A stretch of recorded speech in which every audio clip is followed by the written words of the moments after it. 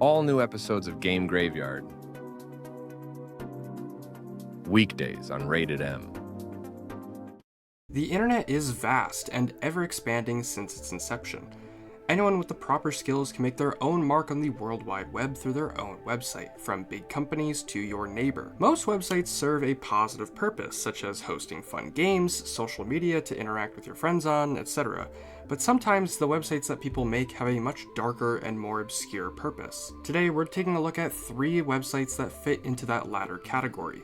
These websites have some real weird and creepy characteristics to them, some of them for reasons that we unfortunately don't know.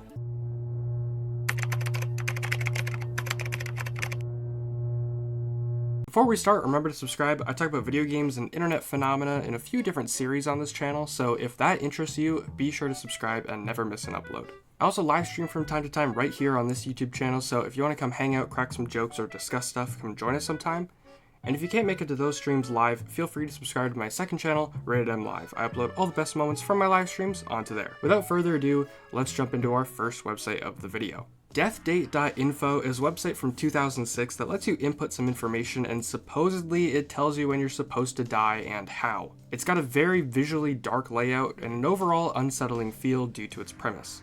Websites like this were very popular in this era of the internet, where you could put in random data or take a quiz and the respective website would give you information on something about you. If any queer viewers have taken those "Are you gay" quizzes when they were younger, that's what I'm talking about. Websites like that and this one. Now obviously it's just random nonsense, but it does sort of act as a period piece from the mid-2000s.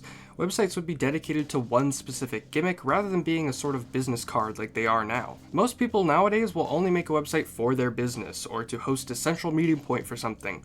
Like the 5M mod for GTA 5 has its own website, so you can go and download it. Nobody really makes websites for a single fun reason anymore, and I think it's removed a lot of personality from the internet. The internet now has sort of just become a place to connect and not a place to hang out and build upon these connections. Okay, enough philosophical tangents, let's focus on the website. As mentioned, you put some information such as your birthday, your name, height and weight, any substances that you intake, and supposedly the result is the day you're expected to die. Obviously it's fake and it's not doing any real calculations to determine when you'll die, but as mentioned, it's a relic from the internet from when websites used to just exist for fun. Our next website, planecrash.info, is a website that chronicles various real plane crashes from across the world. My guess is that it's intended for documentation purposes rather than something like a shock or troll site, but the website is creepy not just for its overall theme, but the level of detail that the website contains. This website not only hosts text recollections of the crashes, but some of these crashes also have black box audio recordings from the crashes that you can listen to yourself. I'm not going to play any of them in this video, but it's extremely unsettling to hear literal shouting emerging from people out of fear. Again, this is most likely meant for historical and collective purposes rather than anything else, but it's still really scary to be able to hear what could possibly be some people's last moments. Our next one is Sortie en Mer. This one's a little weird because it doesn't technically exist anymore, but you can access it through the Wayback Machine. Sortie en Mer is a browser game hosted on its own website, which you play as one of 2 people who falls off a boat and has to keep themselves afloat to survive. The way you do this is by using your scroll wheel and repeatedly scrolling to tread water. The whole game is a life jacket / boat safety PSA created by a sailing safety gear company called Guy Cotton.